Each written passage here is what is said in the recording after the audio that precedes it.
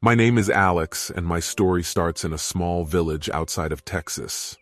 I grew up in a fatherless home, as my dad passed away when I was only 3 years old.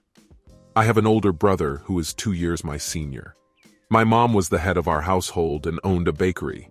At first, she did all the baking herself, but as her business began to grow, she hired more bakers and additional staff. During a challenging period, we faced financial struggles due to our mother's unsuccessful business. Despite numerous expenses and a lack of support, our father's career as a teacher provided little financial assistance after his passing. However, our mother persevered and lifted us out of those difficult circumstances. Her determination to provide us with the best education and opportunities for success never wavered. My brother was an exemplary child, obediently following our mother's guidance. He achieved flawless grades and willingly assisted our mother during his breaks from school. Conversely, I was the mischievous one at home, consistently defying instructions. Due to my peculiar behavior, I was often criticized by the villagers and struggled to stay out of trouble. My short temper led me into multiple altercations at school, causing great concern for my mother. Despite these challenges, I managed to graduate high school. However, I never pursued higher education. With only a small sum of money, I departed from my village and ventured to California in pursuit of a better life. The harsh reality of the world quickly became apparent. It's an unforgiving place that lacks the care and concern of a mother. Instead, it revels in the pain and struggles of its inhabitants. Despite these difficulties, I secured a part-time sales position at a nearby store. The compensation was insufficient to afford more than 2 meals a day. I shared an apartment with a fellow employee from the store, but it was clear that this arrangement was not enough to achieve my goals. Recalling my past interest in doodling, the idea of pursuing a career in tattoo artistry came to mind. While en route to work, I stumbled upon a tattoo and piercing shop and decided to enter the premises. After inquiring about potential training opportunities, the owner agreed to mentor me in exchange for payment. Although the fee was more than I could afford at the time, I was eager to seize the opportunity. To finance my tattoo apprenticeship, I started working overtime at the store. The first few weeks of training were incredibly informative, and I discovered a newfound passion for this art form.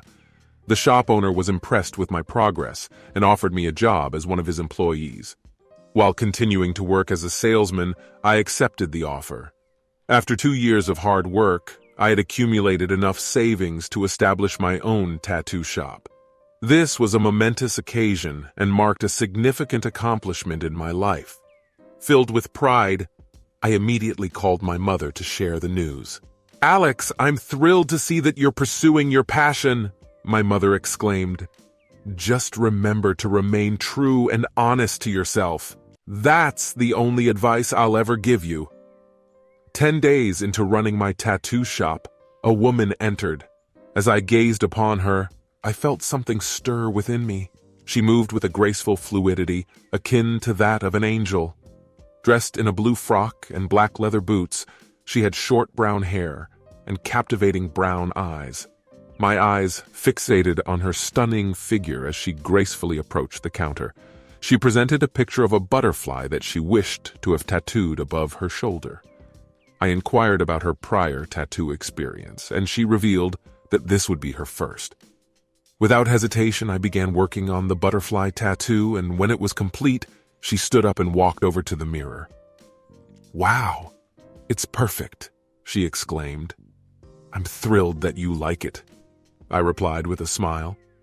As she prepared to depart, I responded with a smile and bid her farewell. Following the payment transaction, I mustered the courage to request her name and phone number, to which she kindly obliged. "My name is Rose, and here's my number," she stated as she scribbled it down on a piece of paper and handed it to me. That night, after closing the shop, I held my phone in my hand and hesitated for a moment before finally mustering the courage to text her. "Hi, Rose. This is Alex from the tattoo shop," I typed out. With a glimmer of hope, I asked if she would like to grab coffee together. After 20 minutes, my phone beeped and I eagerly checked the message. It was from Rose, who had agreed to meet me the following day at Sally's Diner at 5 p.m. I couldn't help but smile at the message as my heart skipped a beat. There was something about her that had captivated me from the moment I met her. I could hardly sleep that night, eagerly anticipating our coffee date the next day. Despite taking a bit longer than usual to get ready, I went to work as planned. It took me 3 shirt changes before finally deciding on a black shirt and blue jeans. At 5 o'clock, I handed the keys to my sole employee and requested that he close up shop in the event that I didn't return on time. I was secretly hoping that I wouldn't return at all if my date went well. I strolled over to Sally's Diner, which was only a block away from my shop, anticipating Rose's arrival. After taking a seat at a table for 2, I perused the menu while waiting for Rose. At 5:15, she arrived wearing a peach t-shirt and light blue jeans, her hair flowing freely. I wondered if she would look just as lovely with her hair tied back in a ponytail. As she approached the table, I snapped out of my thoughts and stood up to greet her, shaking her outstretched hand. "Hello, Alex. I'm sorry I'm late. I got stuck in traffic," she apologized. "No worries at all. Please, have a seat," I replied. As she settled into her seat, I followed suit. "Did you close your shop for the evening?" she asked. "No, I left an employee in charge. He'll take care of things while I'm away," I answered. The waiter approached our table, ready to take our order. Rose requested a latte and a sandwich. I decided on a strawberry shake and a croissant for my order. "Not a fan of coffee?" Rose asked. "No, not really. I actually hate it," I admitted. "You could have told me that yesterday," Rose pointed out. "Well, I didn't want to change our perfect plan. I was just happy to meet you wherever it was," I flirted. "So, what do you do?" I asked. "I work at the bank as an accountant. People think it's a really boring job," she replied. Rose savored her latte and spoke up. "I love my job." I nodded in agreement and added, "Choosing a job you love is essential. Otherwise, it can feel like a burden." "So why did you become a tattoo artist?" Rose asked. "It wasn't exactly my lifelong dream," I admitted. It's difficult to picture a child saying they want to be a tattoo artist when they grow up. However, I made that decision about 2 years ago when I stumbled upon a tattoo shop. Although I've always had a fascination for drawing and doodling, I never thought of pursuing it as a career. "Do you enjoy being a tattoo artist?" asked Rose. "Absolutely," she replied. "I meet new people every day, and it's like I get to know a part of these strangers that others don't. As a tattoo artist, I often wonder why my clients want a particular design permanently inked on their body. What is the story behind it? Although I never ask them directly, I make my own interpretations of their tattoos in my head." I noticed Rose was listening to me intently, her eyes reacting to everything I said. She appeared to be an excellent listener. "What did you interpret from my tattoo?" asked her. I anticipated her next inquiry. "You have a butterfly, which to me represents a sense of delicacy. It could signify your own gentle and compassionate nature, or perhaps that of a loved one who possesses these same traits." I responded truthfully. Rose became emotional, revealing that her mother had the same tattoo on her shoulder. Her mother had recently passed away, and she was one of the most kind-hearted individuals Rose had ever known.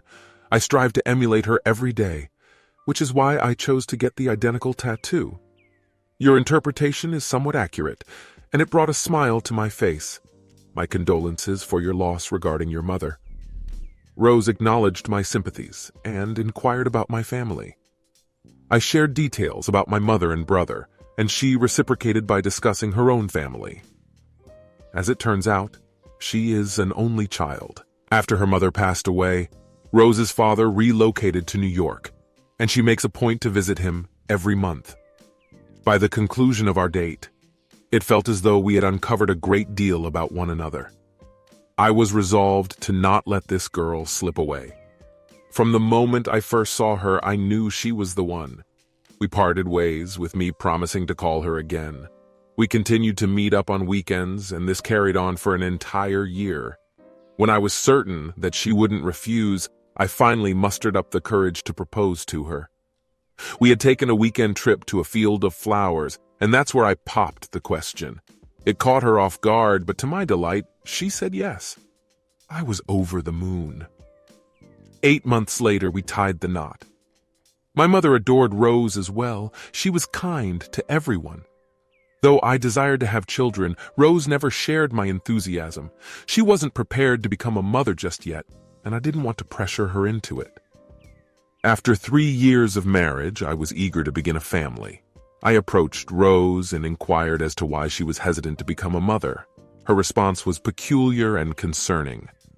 "I'm a terrible person," she exclaimed. "I lack the qualities necessary to be a good mother." With that, she stormed out of the room, leaving me bewildered and at a loss for words.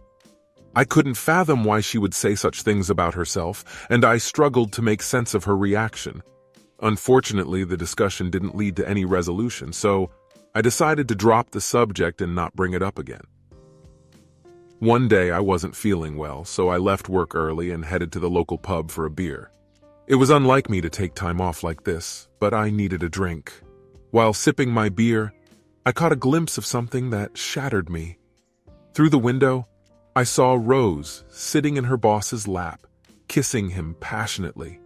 I couldn't believe my eyes, and it felt as though my soul had left my body.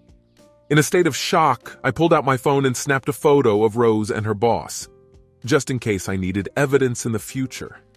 My instinct was to confront her boss and pummel him, but I knew I could easily lose control and harm him severely. Instead, I retreated to my shop to try and shake off my anger. Unfortunately, it didn't work. Every inch of my being was consumed with rage, and I couldn't muster the strength to call or return home that night. Rose kept calling, but I couldn't bring myself to answer. Despite Rose's persistent calls, I remained silent and refused to answer or return any of them. All I could think about was getting revenge. I needed to make her suffer in any way possible to find peace within myself. The insult and betrayal she had inflicted upon me was unbearable. I spent the entire night devising plans for my revenge, and eventually dozed off without even realizing it. The following day, I knew I had to return home before Rose became too worried. I couldn't risk Rose noticing that something was amiss with me, so I made an effort to act as though everything was normal between us. However, the knowledge of her affair with her boss lingered in the back of my mind, and I couldn't help but think that her job was the reason she enjoyed it so much. No wonder she loves her boring job, I muttered to myself in frustration. As I pressed the doorbell, Rose appeared before me. "Where have you been? What happened to you? I've been trying to reach you. I was so worried," she exclaimed, bombarding me with questions. "I dozed off in the shop," I mumbled. "Are you kidding me?" Rose exclaimed. "I was scared to death here, and you were sleeping in your shop." I retorted, "Would you have preferred me to be in an accident instead of sleeping in my shop?" "Of course not. I'm just surprised because this is out of the ordinary." Rose responded as she approached me for a hug. Despite feeling an intense urge to push her away and smash her head against the wall, I resisted and reciprocated her embrace for as long as she desired. Following breakfast, Rose got ready for work and departed. Meanwhile, I remained in the living room pondering whether or not she was engaging in a relationship with her employer once again. No, absolutely not. I'm simply taken aback as this has never occurred before. What I witnessed had truly scrambled my thoughts.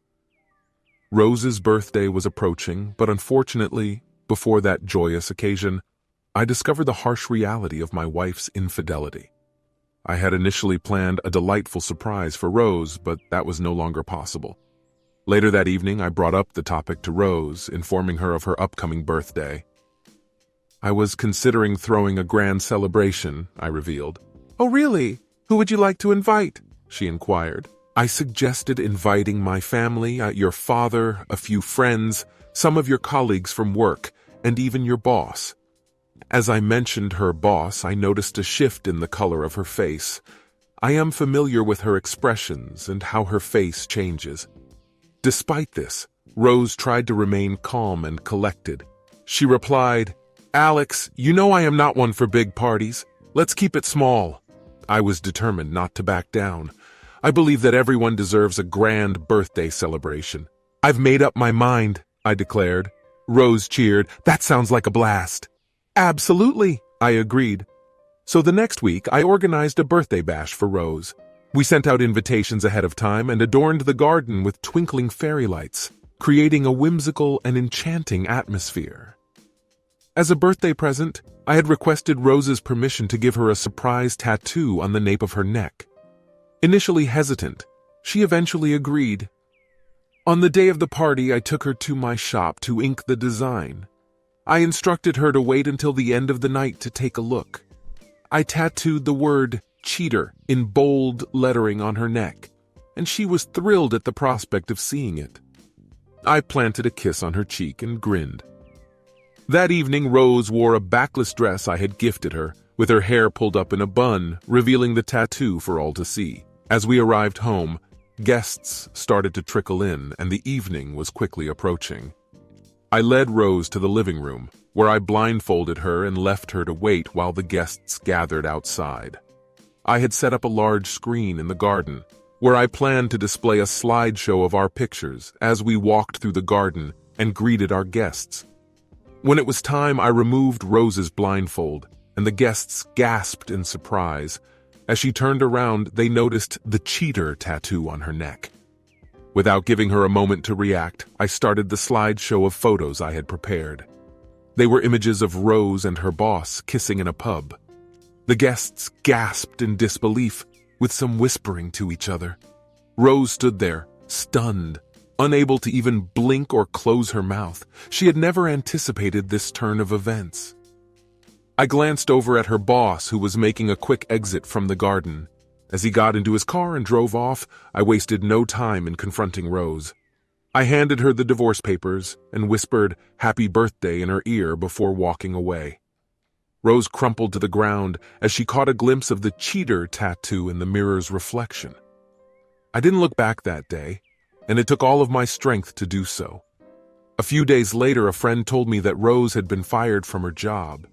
Despite her attempts to call me, I refused to respond. Despite numerous voicemails from Rose, I never responded to her attempts at contact. In her final message, she admitted to being a terrible person and recalled my desire for her to become a mother months prior. This was precisely why she didn't want to bring a child into the world. The humiliation and embarrassment she faced were unbearable, and she questioned whether she even deserved that level of humiliation. Ultimately, she decided to leave California forever. I know you won't respond to this message, but I hope you're satisfied with what you've done to me. I wish you all the best in your future endeavors. I played the voicemail repeatedly, savoring every word. My revenge had been successful, and I had obtained the satisfaction I desired.